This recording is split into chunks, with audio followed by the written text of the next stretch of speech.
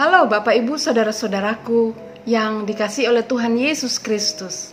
Kita kembali berjumpa dalam renungan kita untuk hari ini.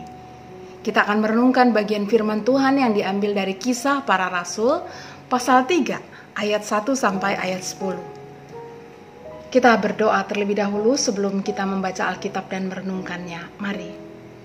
Ya Bapa yang baik, kami bersyukur karena Engkau memberi lagi kesempatan kepada kami untuk merenungkan pimpinan-Mu, kasih-Mu lewat Alkitab. Bersabdalah ya Bapa, karena kami sudah siap untuk menerimanya.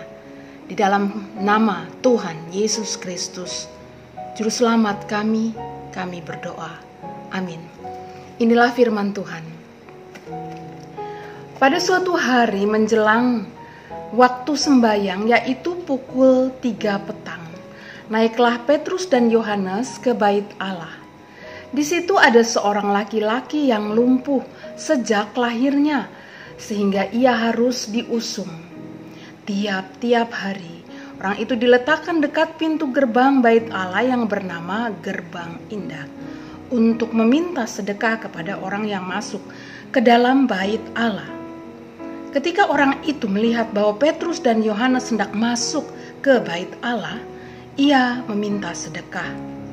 Mereka menatap dia dan Petrus berkata, "Lihatlah kepada kami."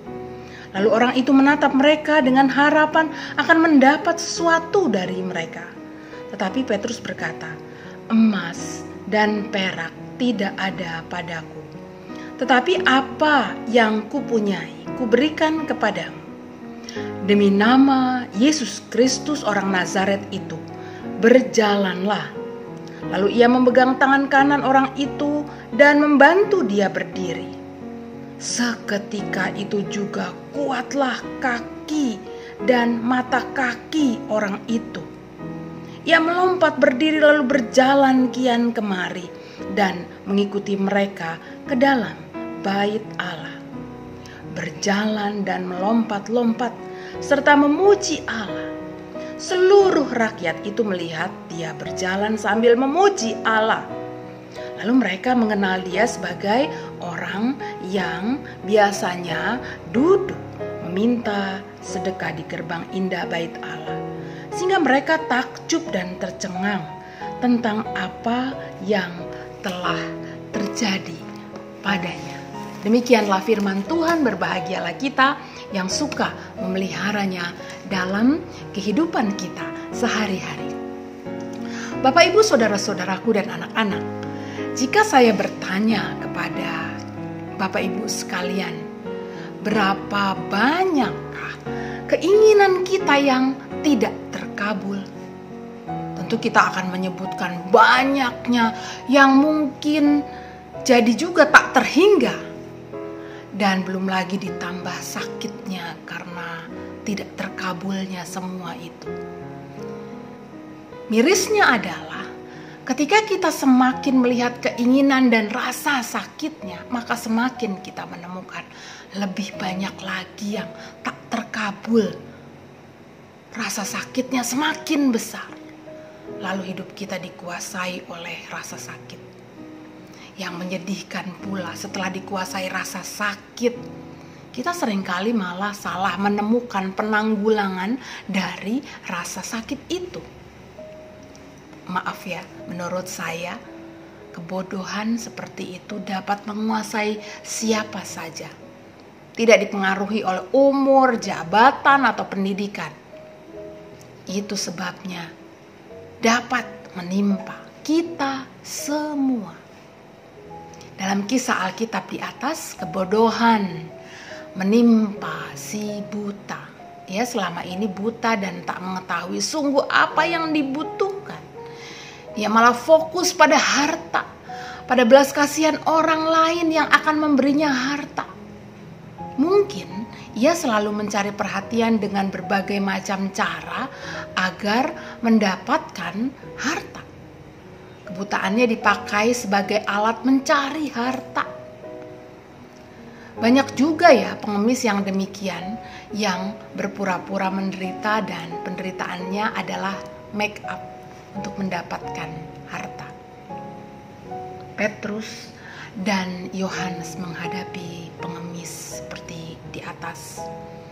Mereka berhadapan dengan pengemis yang minta uang, tetapi yang mereka punya adalah kuasa Allah dalam Yesus Kristus saja, dan kemudian kesembuhan pun terjadi.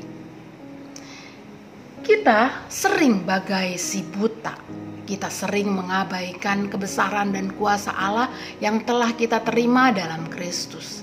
Kita sering terfokus pada yang tidak bersesuaian dengan kebesaran dan kebenaran Allah. Lalu pikiran dan hati kita menjadi salah fokus.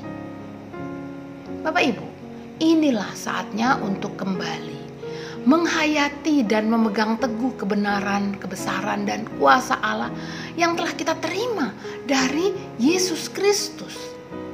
Milik terbesar yang telah kita miliki dari Kristus.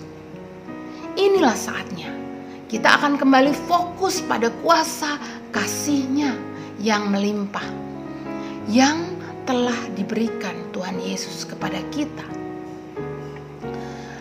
Dengan menghayati pemberian yang tak ternilai harganya itu, Bapak Ibu, saudara-saudaraku dan anak-anak, kita menjadi orang-orang yang dapat melihat betapa banyaknya dan besarnya kekuasaan Allah yang telah kita terima.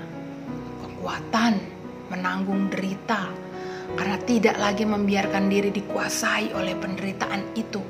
Juga kemampuan melihat yang utama, yakni kebenaran, kebesaran kuasa Tuhan di balik segala penderitaan itu.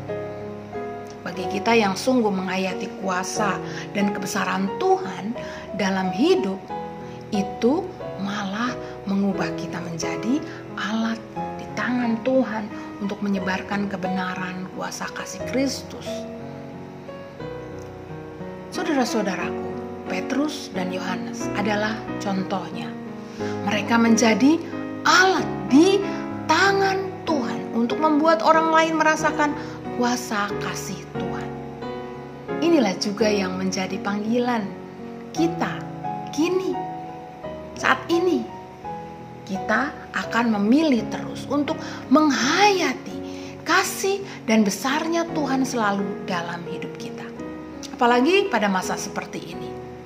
Pak Diki melalui kisah yang dikirimkan kepada saya mengingatkan saya, daripada dikuasai kekurangan yang terjadi di sekitar kita, lebih baik membawa damai dan sukacita kepada sekitar. Dalam keluarga, apakah sikap saya membawa damai dan kekuatan? Dalam persekutuan, apakah sikap saya membawa damai dan kekuatan? Demikian juga ketika kita ada di dalam masyarakat. Karena di masa COVID-19 ini merajalela, kita jadi lebih menghayati bahwa umur kita sebenarnya sangat terbatas. Di waktu yang terbatas ini, marilah kita melakukan kebenaran dalam kasih dan kebesaran Tuhan. Tuhan pasti menguatkan dan menolong kita dengan caranya bagi kita yang sungguh-sungguh berjuang melakukan kebenaran dalam kasih dan kuasa Tuhan. Amin. Mari kita berdoa. Ya Bapa di dalam surga, biarlah Engkau sendiri yang terus membuat kami melihat kebesaran kuasa kasih Tuhan, sehingga dalam lemah kami tetap mendapat kekuatan yang dari Tuhan. Dalam penderitaan kami tetap dihiburkan oleh Tuhan. Dalam kemalangan kami tetap melihat kebesaran, kebenaran, cahaya kasih Tuhan. Kami mohon ya Bapa, karena kamilah yang membutuhkan. Dalam nama Tuhan Yesus Kristus. Amin.